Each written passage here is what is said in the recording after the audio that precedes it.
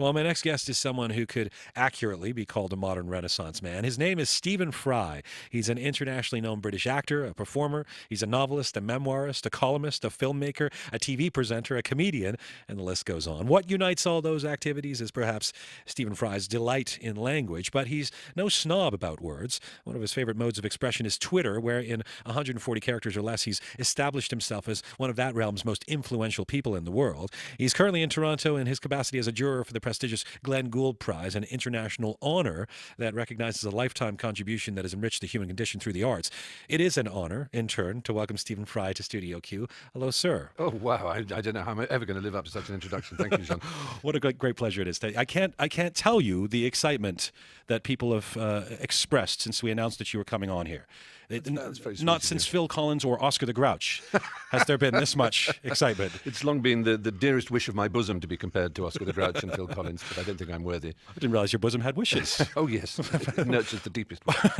I understand you were sequestered yesterday in your role as a jury member for the Glenn Gould Prize. Have you recovered from your 8 hours of vigorous debate? It was rather wonderful. I took the Lee J. Cobb part and someone else took the Henry Fonda part in our 12 Angry Men. No, it was a really exciting and interesting time. We were considering some remarkable people and we came up with a winner that, as you say, will be announced, in fact, in less than an hour, who is simply, I think, a brilliant ornament and we'll all be very, very proud. And I think everyone will smile and nod and say, of course, when Justin Bieber, when the name of the winner is announced. Oh, damn. Thank goodness it's April Did you the say 1st. a brilliant ornament?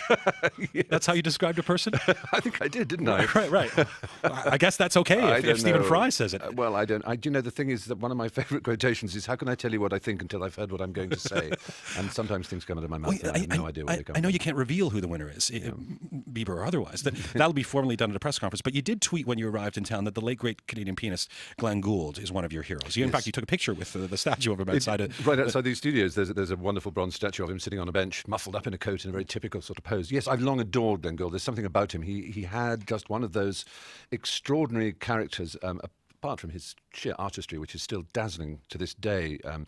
40, almost 50 years ago, recording wasn't what it is now, supposedly, but actually his piano playing has a fluency and a clarity that is just breathtaking. And I mean, he was kind of dotty. He was well known for being a hypochondriac, and perhaps the best known thing about him was that he would hum to himself while he played, which is almost inconceivable that someone playing, Bach, supposedly the great serious mountaintop of classical music, should be playing these gigs and partitas and things like this and hum along to himself. And yet somehow you not only forgive him, but it brings the whole thing even more alive. He was quite an ornament. He was a heck of an ornament. Right. Your bosom is speaking, I can tell. It really was not until, I think, Moxie Fruvas that the candidate came up with anything better. There you go. You see, you've done your homework. Of course. The Glenn Gould Prize is about honoring someone's artistic achievement. And I've noticed that you often use your Twitter account to point to people and other artists and performers, including your collaborator, Hugh Laurie, who has a musical project in the works. Having had success, do you see advocating for others as part of your role now? I do. I hope not in a pompous way, or indeed a self-elevating way. That letter you read out from the Malawian in Montreal was a brilliant, intelligent and interesting letter. And that was your opening act. Gives us all pause to think about the fact that being well known often can be a double-edged sword is the very least of it, that one can try and do good sometimes. I'm not saying Madonna isn't at fault, and I'm not saying that we aren't right to be suspicious and cynical, but sometimes it's almost easier to do nothing in this world because then you can't be accused of anything. And I wonder if that's really a sensible attitude, to go through life doing damn all. I agree one can do acts of kindness by stealth, and anonymity is often the best way of doing good. But Twitter has opened a whole new parcel of worms, and it is really interesting.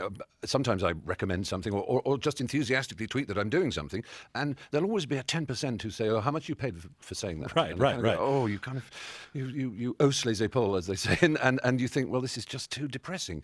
So I can occasionally get rather hacked off by the whole experience. But generally speaking, I think we're all aware that probably the biggest issue confronting us in terms of public media at one time or another is the trade-off between privacy and openness. Right. We all love the idea that there's an open democratic spirit to the web and to social media, and it's thrilling to think that people can't hide their secrets in the way they used to, and things will get discovered. Countervailing is this rather terrifying idea that there is no longer any possibility of being a private citizen. I'm listening to what you're saying, and I'm going to come back to it almost immediately. But I'm somewhat distracted by the parcel of worms. Worms are normally in a can. I know. Right? I don't know why they're in a can. Why is it a can of worms? Precisely. So therefore, why not a parcel? But a parcel just seems messier somehow. It's not as clean as the brown paper's become translucent with the slime, hasn't it? And you can just see it, and it's slightly mucus strings coming as you try and unwrap it. All right, let's talk about your walking the line between privacy and your personal expressions that we've on Twitter. Last week, the New York Times Magazine ranked you somewhere between Conan O'Brien and Ryan Seacrest in the top 10 most influential Twitterers in the world. Well above, by the way, both Barack Obama and Kim Kardashian. I'm not sure which one you're more pleased to be ahead of. What was your reaction to that ranking? I didn't know about it until you just told me, to be honest. Really? So my reaction... No one tells you when the New York Times Magazine pronounces you one of the top Twitterers in the world? No. In fact, people might well tweet me, but the trouble is when you have, getting on for 2.5 million followers, people who don't quite get Twitter think, why didn't you see my tweet to you the other day? And I said, well, imagine going into a forest in the middle of autumn with a gale blowing and tens of thousands of leaves going around you. Right. You just occasionally put out your hand and grab one, but you're missing 99% of them. And so the chances of seeing things are quite remote sometimes. But yeah, to be told one's an influential Twitter is I suppose it's charming. I think you were number 5 or 6 in the world. Goodness me. Yes. It puts pressure in a way. I think for me, it's incredibly important. Occasionally I'm asked to address digital conferences of one kind or another, TED Talks, all those sorts of things. And what I always say is, if there's one thing that revolts me, it's people offering courses on how to maximize your Twitter potential for business ends and this kind of thing. I mean, I dare say there is a reason to want to do that, and people may think Twitter is an opportunity to make money and to address people in new ways. But for me, the point about it is it's personal. It's called Twitter. It's no accident it's called Twitter. It's an inconsequential, banal, silly word for inconsequential, banal conversation. And that's what it should be. But interestingly, in the 18th century, there was a whole new movement in small publishing. Suddenly, instead of big printing works, individuals could produce magazines and broadsheets and ballads and little magazines. And the most influential ones were called things like Tatler and Idler and Rambler and Spectator, all rather inconsequential titles. And I think it should be remembered that Twitter is to be yourself on it. But Don't when you try and say second-guess the it's audience, banal and that's the way it's meant to be, you don't totally believe that. No, not because exactly. it is influential, and you can send people to. I mean, your tweet this morning about an AIDS charity, for example, might be as important as a politician donating money to it. You know, well, indeed, and I think that's right. But I think it's got to come from a place where people can believe that your Twitter presence is your personality, and that yes, occasionally you are quite serious and you have something to say which you hope will be helpful. But you're also perfectly capable of saying, "I've got a very itchy bottom this morning," or whatever. Not that I think I've ever tweeted that, but you know what I mean. Right. But you thought of it. I did, didn't I? What does that say about me? I don't know. Let's not delve in any sense. But I think it's when people sense instantly when people are trying to project, even it's of 140 characters, even though it's not in handwriting, it's just in computer text.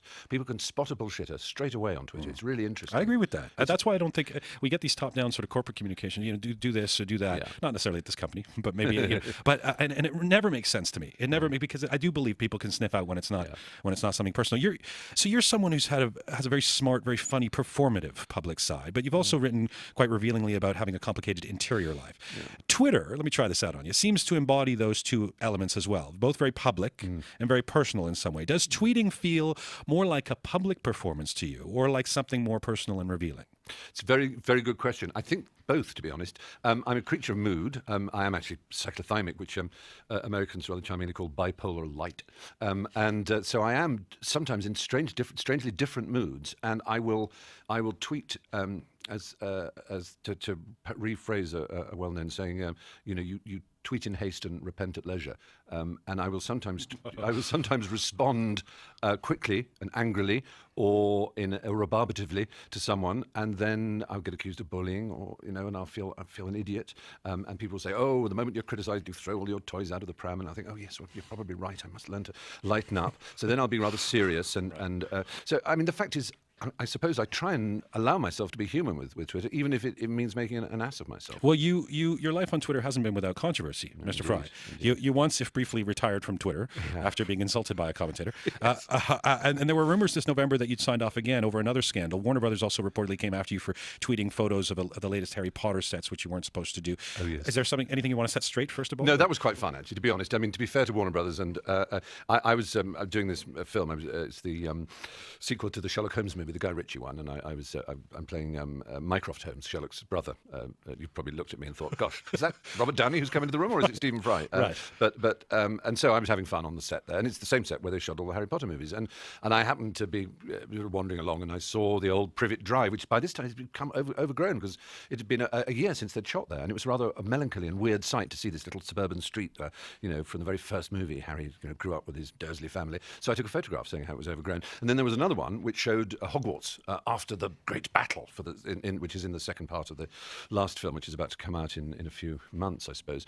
And so I took a picture of that as well. And obviously, Harry Potter being a very, very popular sort of thing, it got enormous coverage very, very quickly. And then my PA called me up about 20 minutes later, which is pretty quick, shrieking that the publicity people from Warner's had asked me to delete the pictures because they really didn't want them shown. So I immediately did so, and then shamefacedly wandered round the corner from the Sherlock Holmes set to where the press person from Warner's was, and said, "Oh my God, you're going to spank my body?" And she said, "No, it's fine, but we just rather it wasn't shown." So it was not that big of a deal, as they say in America. What do you do about for the first part, when somebody was rude to you and made a comment? Oftentimes after this show, I'll get a whack of tweets, but there'll always be one, somebody going, "Your show was crap," I stick to that. And you have commented on the stinking, I'm quoting you, stinking, sliding, scuttling, weird entomological creatures found on comments boards. Yes. Oh, well, that's a whole other deal. I mean, that's different from tweeting. When you go to a website, whether it's a YouTube or anything else, don't allow your eyes to drop below the actual content to the comments, because some of the strangest creatures on the ocean floor live there. But this was actually, I tell you what it was. It was quite simple. Someone in Britain had been arrested by the police for making a joke about the airport where he was, saying that he'd been really annoyed by some delay in the flight. He said, "I'm going to bomb this damn airport." And he was arrested under the Terrorism Act in Britain. I mean, it was an outrageous act of stupidity.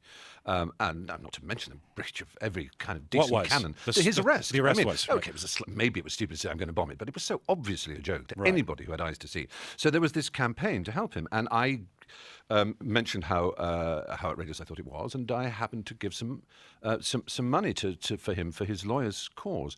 And then I just saw this article written by this creepy little man saying, "I noticed Stephen Fry rather opportunistically has hopped onto the bandwagon."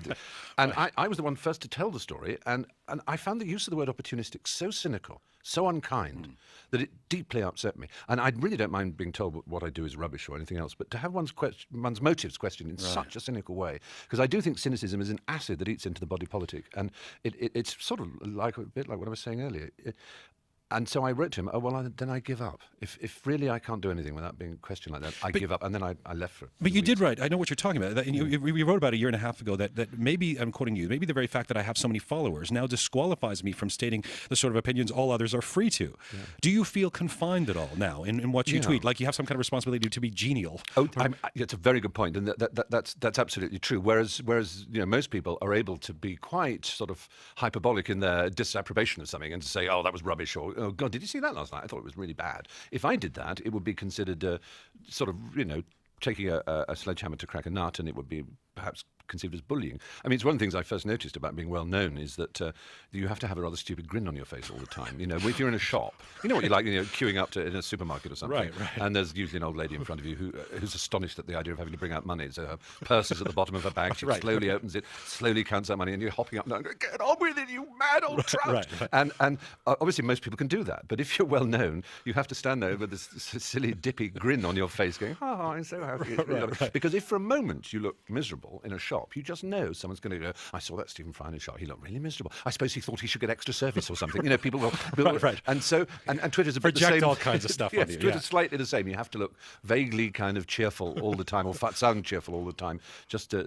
But honestly, I've got no complaints. It's a fascinating place to be, and to have grown up with Twitter from a few hundred followers and this thing that no one had ever heard of, to watch it turn into this phenomenon of our age, or one of the phenomena of our age, has been really interesting. What's also interesting is for you to be one of the people at the forefront of it, because you're so popularly known as a master of language or a lover of great language. And the orthodoxy around social media is still the lament is this Twitter, etc., is about the degradation Yes. of language. Where do you stand on that? Really, I think people who complain and regard themselves as guardians of language are nearly always the people who know least about it. I mean, if you speak to great linguists, if you speak to someone like Steven Pinker or Noam Chomsky, or to really magnificent users of language, great poets and people like that, they are not in the least bit offended by things like Twitter. And actually, I would point people to the letters of Lord Byron, who was one of the greatest letter writers of any age. And like almost all people of the late 18th and early 19th century, he used an enormous number of abbreviations. So YR for your, for example, and NXT for next,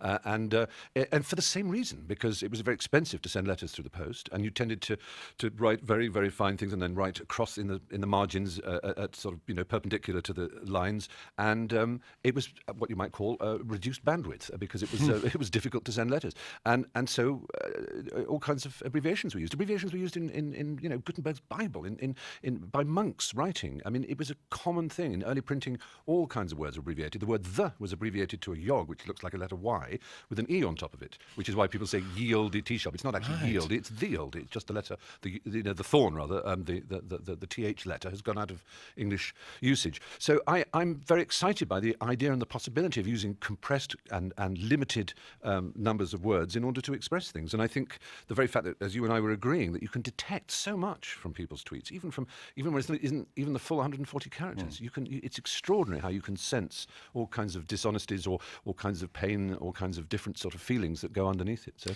well, to be entirely opportunistic, my great linguist in my life is my sister, who is a professor of linguistics and just wrote a book called Grammar Matters about this very thing. She says it's fluid, so she's going to get great validation from what you've just said.